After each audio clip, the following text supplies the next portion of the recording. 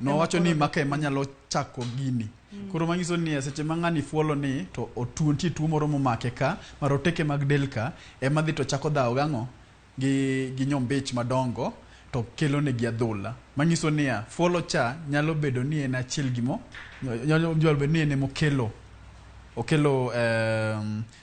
tuoni mar ulcerative colitis ni to chutho seche moko ken kata fuolo no anyalo wacho ni ka fuolo ne be nitiere to ber kodhi neno daktari kata daktari molonye wach korno mondo ongi wach fuolo ni to akanye nikech samoro pogore seche moko pogore to kok kamano tie gimiluongo ni ulcer mar ich ma en luongo ni regurgitation nyiso ni acid manie iyi ka madhi miyo ng'ato bedo kata gi do chunye omore to yudo ni acid cha kadok malo seche monindo niwach nitie jok moko ma kanindo to acid cha dok to dhi to wang'o duonde kae sako duondi to koro kelo ni gimiluongo okelo ni fuolo kata onda moro mapile to yudo ni gini biro mana seche mo onindo seche ma ng'ato onindo makoro yudo ni acid cha nyalo dok mangiso ni en onyalo bedo gimiluongo ni GAD ni en opogore en onyalo chako kaka ulcers to acid cha medore to dok kendo to kelo ne aonda no mathoth ne otimore seche ma ng'ato nindo ka ng'ato nindo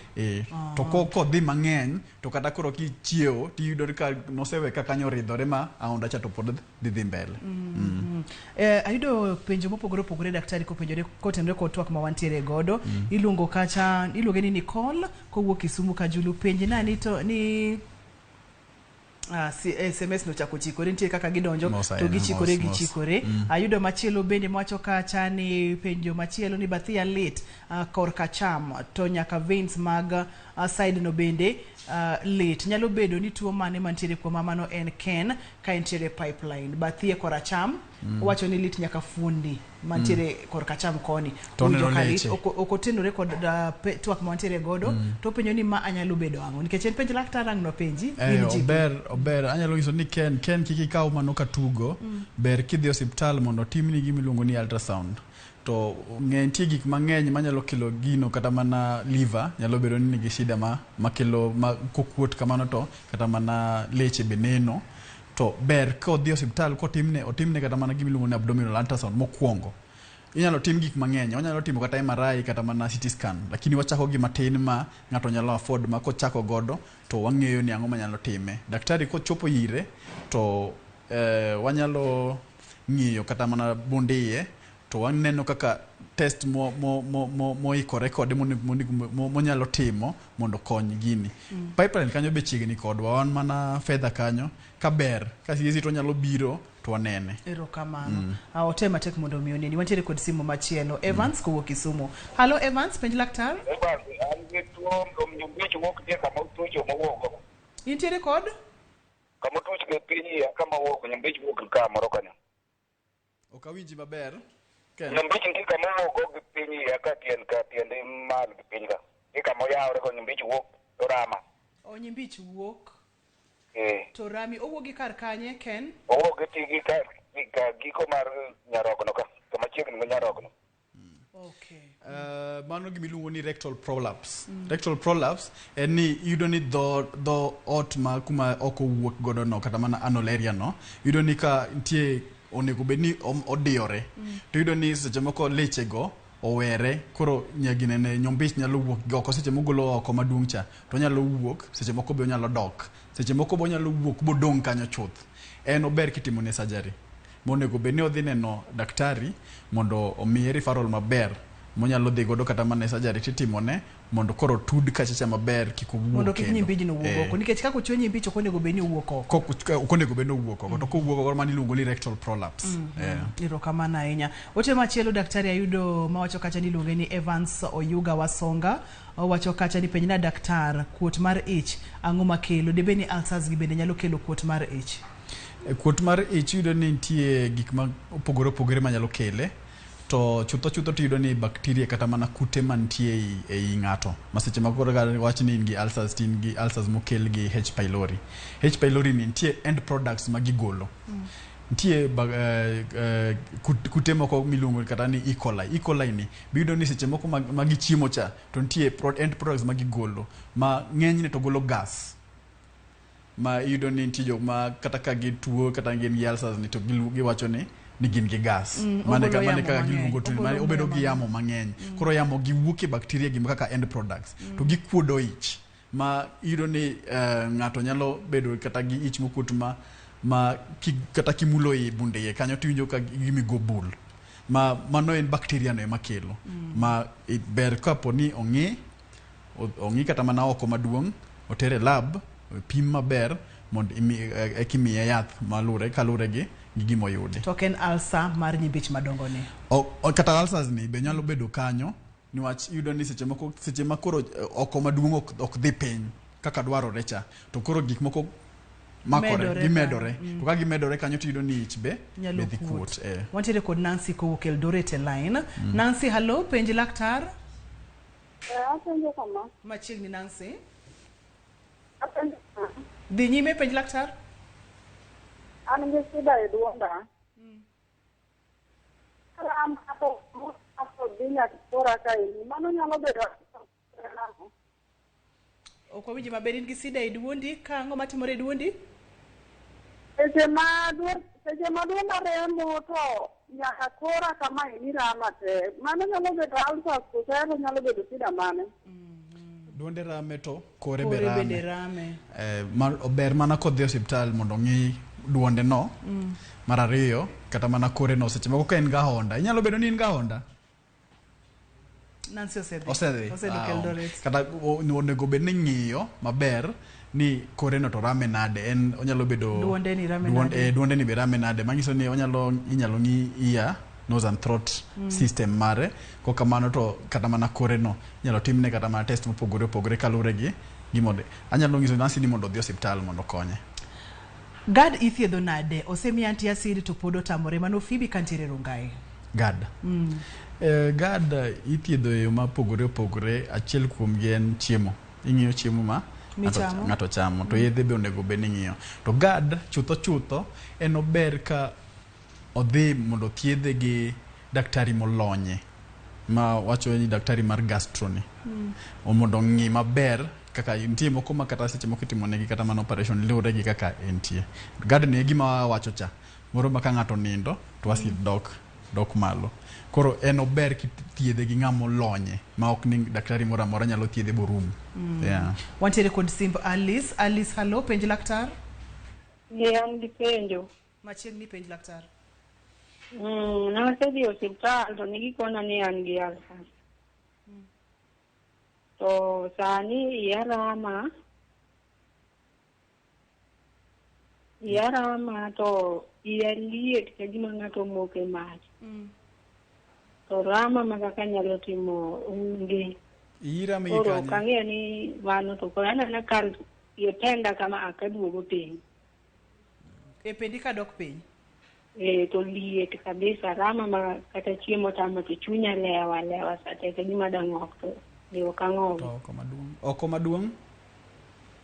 Oko maduong' chakre nyoro aneno ka gima seche moko biro na ka gima dadiewo. To kadhi to be ok adiewo. Achanda. Intiere kanye Alice? An Garsen. Nyasema. Alice erokamano mano king'iyo Alice nyalo bedo candidate mar ulcerative colitis ni. To kanyal wacho ni en chutho ni mano nyalo bet lakini ber king'iyo ka nyalo bedo gi shida ni niwach yudo ni en gi oko ma seche moko yot. Ulcerative colitis be nyalo kele.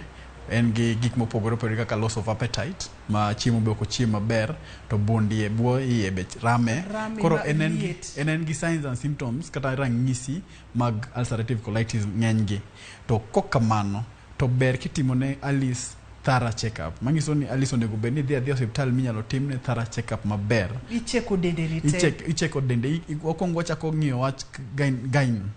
Wang'iyo ni to od nyathi chalo nade. Waduogo ng'iyo yorno te.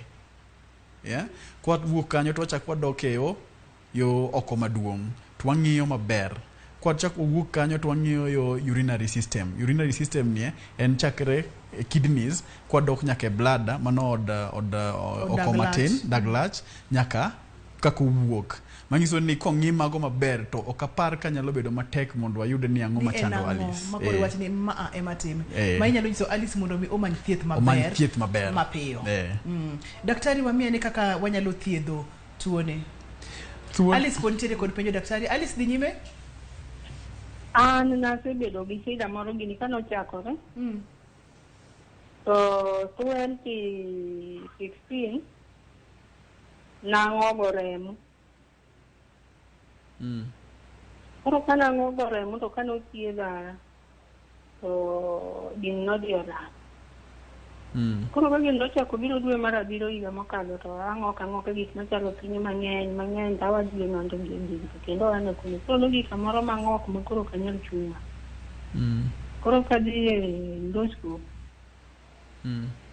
negitimo na endoscope mar dhok gi mar siala to negiyudo ka iya oridore mane gikona ni iya chwe remo koro gin nogi kama kadhi oko to seche moko agolo tutu e oko maduong'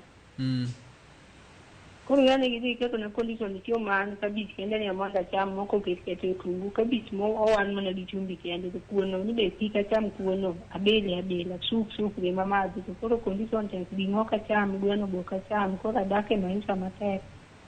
akaka nyoro konyo koro yani adak na tiyo gi Robido ni beni hobi pesa asemo nyama nyota ni wadi je chamboro koro kana we mar 1 week no koro yani duogo ge tenda kama koro liet makata wuok kama ge kala mbi koro kangena aka doge endoscope da tim na de anga be mana da ke hospitali yao Mosainya Alice gima Alice wacho ni en king'iyo maber tido ni en gi ranyisi mang'eny manyalo nyiso ni wanyalo bedniwa wadil gi ulcerative colitis ni ma kaber chutho tingini ulcerative colitis en gi complications mokelo mang'eny to complications gi ema watemo kwa geng'o ni kik wachope complications gi kaber to nego Alice odhi one daktari molonye wach gastroni manyiso niya kata kotim endoscopy tidhi yud ni mae en ulcerative colitis to koro daktari molonye wach gastroni ema nyalo thiedho Alice maber kokamano to nyalo konyo kaka wanyalo geng'o complications mabiro gi ulcerative colitis kineno ka koro wach tutu donje manyiso niya omedore gi kute moko mobiro mang'eny makelo koro tutu gi kutegi koro dhi medo gini to bedo gima opogore wang'e maber ni ulcerative colitis kin kode to ng'enyne ginyalo thoro gikelo kansa mar colon ma nyiso niya thieth mare onego bedni otimore mapiyo seche moyude no kiko tho bedo godo ahinya niwach kobedo godo ahinya to dhi kelo ne onyalo nyuolo gik mopogore kata mana kansa mar colon ma mane mwang'iyo ga ahinya ni kiko chop kumochopeno ma gima nyalo nyiso Alice ni omany daktari kata thieth maber to chutho kodhi daktari mopogore ma thiedho gimoro amora konyalo request mondo daktari no ndikne barua modhi godo a specialist ma deal gi wach ulcerative kata mana wach gastro no koro yudo ni en emong'iyo gimoro amora matimore ang'o wach king'iyo maber nong'ogo remo ka nong'ogo remo manyiso ni pod onyalo bedo ni en gi ulcers ma ulcers ma kawaida cha koro yudo ka wan gi ulcers ma kawaida kendo wan gi ulcers mar ulcerative colitis ni koro nitie gik mang'eny machando mama ni ma tutu bede koro chako medore koro ma tuo mamedore madhi mabor onego bed ni ng'iyo maber tithiedhe maber ma ka chutho to onego ma daktari ma gastro mondo deal gi tuo ni mondo thiedhe maber kapok okalo kama entiere daktari thuolo ema koro mayo wawang'wa thuolo kama mayo wawang'wa ni inyalo tiekonwa chenro nang'o godiechieng' ma kawuono gima nyalo wacho ni ulcerative colitis mokwongo onego wapoge gi tuoche mopogore opogore nitie gimiluongo ni peptic ulcers ni en ulcer mako malo ei ng'ato mako iyi to nyalo kelo ni shida mopogore kata ka ng'ogo remo go gik mopogore ma kata gi bundich maremo kaso nitie leny mabiro to nitie seche moko chiemo ma kichamo tiwinjo ka omedore okelo ni chandruok no. To ulcerative colitis en opogore, en omako nyimbich madongo kodhi nyaka gi kuma oko maduong' wuoke. Manyiso niya en onyalo chalo gi tuo miluongo na amoeba, niwach obiro gi ginene ma rep del machokore to chuo ma rep to biro gi tutu kata gi makamas matindo tindo mawuoke oko maduong'. Kasto be en litne biro gi buoyi, manyiso niya buoyi kanyono idhi winjo rem mokalo mang'eny mokalo. To ber kwang'iyo ulcerative colitis maber kendo ithiedhe maber niwach ng'enyne keloga kansa mar colon mar nyimbich madongo. Erokamano ahinya daktari. Kapono ni ng'ato dwa neni kata ng'ato dwa ni mondo mi medri kode, inyalo yudi kanye? An iyuda osiptal miluongo ni Medical Hospital. To Medical Hospital wan e wang' mbui ma Facebook, wan e Instagram,